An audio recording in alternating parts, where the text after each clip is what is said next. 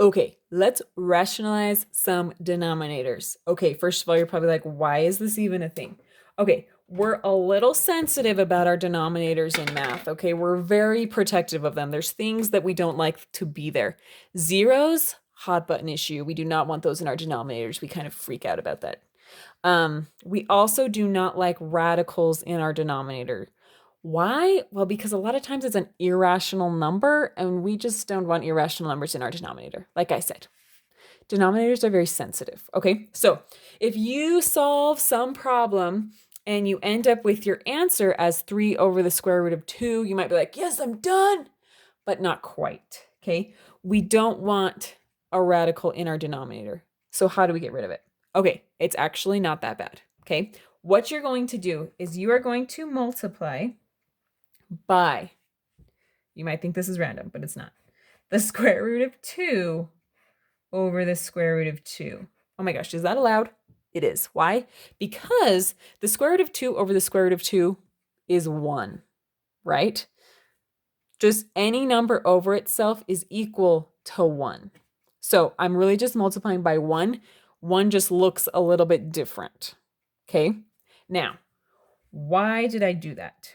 Because the square root of 2 times the square root of 2 cancels out those square roots. Okay, so I'm just left with 2 on the bottom. 3 times the square root of 2 gives me 3 square roots of 2. Okay, now my denominator is just a 2. We're feeling good about life. And sometimes this number and this number may simplify.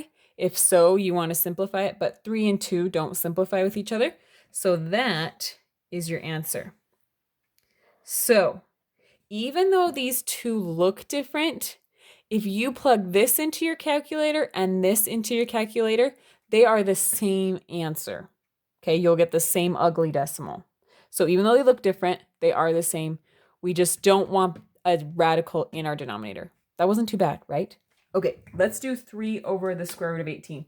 This one, the square root of 18 isn't all the way simplified. Ugh, what?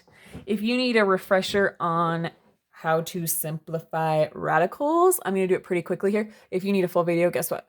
Click on over there. So what we do when we want to simplify this is we do the prime factorization. So 2 times 9 gives me 18. I'm going to circle any prime numbers that I find. Again, click on that video if you're like, what the crap is she doing? 9 is 3 times 3. 3 is prime, so we're going to circle those.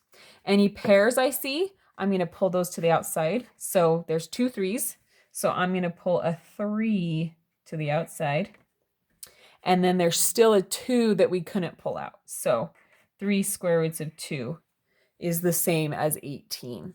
Okay, so now with that 18 simplified, we've got 3 over 3 square roots of 2.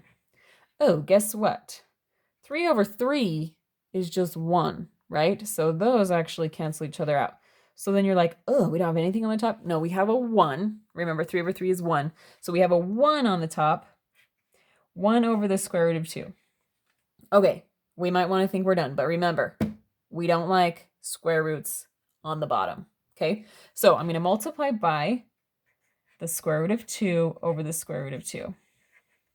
Now, both of these examples have been the square root of 2, but you do whatever number is under there. So I'll show you that one over here. Okay, so 1 times the square root of 2. So I'm going to jump down here. Oh gosh, guys.